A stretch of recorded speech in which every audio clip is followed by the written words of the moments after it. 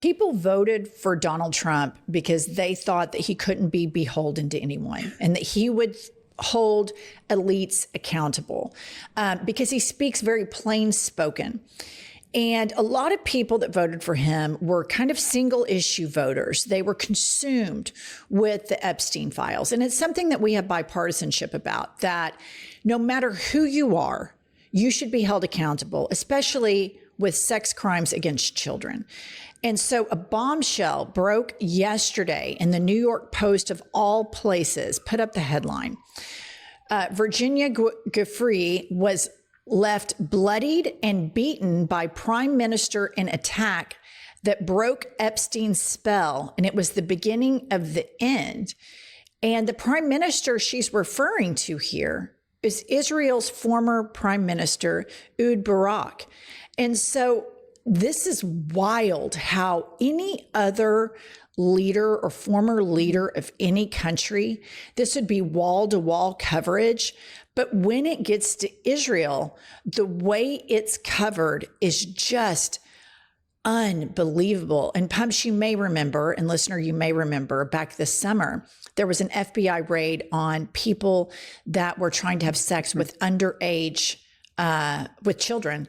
And one of them was an Israeli government official, and they just flew him back to Israel. No charges filed.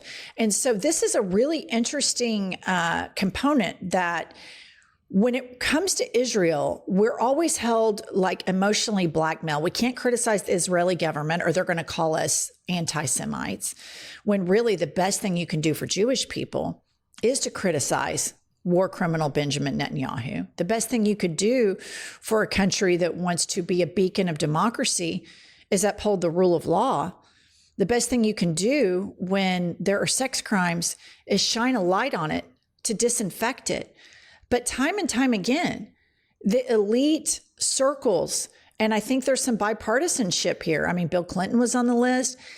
These people are able to hide from this. And this is just absolutely horrific that she, who now committed suicide, this young Epstein survivor, I mean, I think she was 40 when she committed suicide, but when this happened, she was underage. Mm-hmm. She was bloodied and choked and beaten up by an Israeli prime minister. Seriously?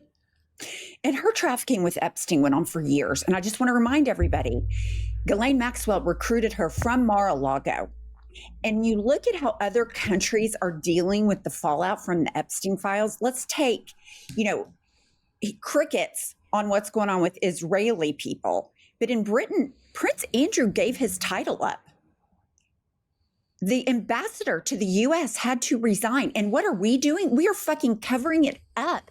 Big Christian Moses Mike Grinder Johnson, he's the worst offender. He is standing in the gap for pedophiles. Okay, and then this is really interesting. This is the national security official of Israel currently sitting. And Minister Ben-Gvir, and he says, now that we have received the hostages, we must return to war and open the gates of hell upon Gaza. And so again, there is this double standard where it feels like the only bipartisanship in Congress is AIPAC donations and covering for Israel. I mean, we had Cory Booker on this podcast and he couldn't answer a simple question. Is Benjamin Netanyahu a war criminal? We got word salad rhetoric. We've had Hakeem Jeffries on this podcast and asked him about his AIPAC donations. Again, word salad rhetoric. None of these people will endorse Zohran Mamdani, who is not an anti-Semite. And I would even argue going along with a criminal regime in the name of helping Jewish people is about as anti-Semitic as it gets. And how disgraceful that these Israelis and now the American government, they had no intention of holding the ceasefire. They have every intention of ethnically cleansing. And nobody ever stands up for the Palestinian people. And I just want to say to all of you listening and watching that don't cherry pick human rights, somebody has to stand up for these people. And I know that a lot of Americans are. And in doing that, you get called an anti-Semite for standing up for little kids and civilians that are getting shot. But moving along here, we have a Congresswoman, Ansari, on the Epstein cover-up, and she is spit and fire. Play the clip. The circumstances of this 13-month sentence was a joke. I mean, it's a complete and utter joke. He continued to abuse and rape so many other women after that. And the other notable piece in all of this is through some of the documents that we have been able to get from the Department of Justice through the Oversight Committee subpoena demonstrate that so many of these rich and powerful men, whether it be Elon Musk, Stephen Thiel, Steve Bannon, Peter Thiel, I apologize, Steve Bannon, and others, even after Jeffrey Epstein was a convicted predator and sex trafficker and child abuser, still continued to meet with him, to want to visit Epstein Island, to engage with him. And so the cover up is just so extreme. And at this point, there is no excuse for the Trump White House continuing to cover this up. And partial transparency is no longer acceptable. We need the full files immediately. Pumps. Okay, I look at this and I think these little girls have been marginalized, abused, and silenced for decades, and they live with that trauma every single day. Donald Trump, who was best friends with Epstein for 15 years, calls it a hoax. And these members of Congress know exactly what it is. Kash Patel knows exactly what it is. Pam Bondi knows exactly what it is. You know, Dan Bongino, the bozo, he knows exactly what it is. And what they have said is, it is more important for me to further my political career and to fluff Donald Trump's dick than it is for me to protect little girls. And you see it throughout. It is ridiculous. This should not be an issue that divides people. 100% of the people in the United States and abroad should say, sex trafficking children and raping children should always be wrong, but they don't, because they are morally bankrupt, blinded by the cult and their own power. And these women are suffering. It makes me sick. Moving along, we have Congressman Ro Khanna, who has absolute moral clarity on not only this issue of releasing the files, but he also has moral clarity that if the Democratic Party does not drop AIPAC, we are going to lose the youth vote. We will lose the youth vote. We have toxic, morally duplicitous leadership at the top of the Democratic Party. And I'm talking about Jeffries and Chuckles. And they are beholden to Israel, who is playing a part in covering this up. And all of these things, it just appears to be linked. And it's one thing I think we could find common ground with MAGA, shockingly, is that nobody should be excused from this. And everybody that took part in this should be exposed. Play the clip from Ro Khanna. Outraged by is that I'm here in the Capitol. Many Democrats are here in the Capitol. And Mike Johnson has shut the Capitol down. And why has he shut the Capitol down? He doesn't want to swear in Adelita Grijalva, because that would be the 218th signature on Thomas Massie and my petition that would force a vote on the release of the Epstein files. And he knows 50 to 60 of his own members would defect. And he's exactly right. And that's exactly why little Moses Mike Grinder Johnson won't do it. And here's the thing. I think people have goods on a lot of these people. I think they've got the goods on Lindsey Graham. I think they've got the goods on little Moses Mike Grinder Johnson. And so they just go along with all of this shit, because what's the payoff if you're this big devout Christian like little Moses Mike Grinder Johnson, where you are preaching the gospel and kissing Donald Trump's ass during the day and then on Grindr eating ass at night? He thinks, okay, I'm going to do all of these bad things, but I'm doing it because I'm going to make America a Christian nationalist nation. So that's why he moves through this with impunity. But I just want to remind you who is on this administration. This is an oldie, but a goodie. Play the clip. Ever on Jeffrey Epstein's jet, were you?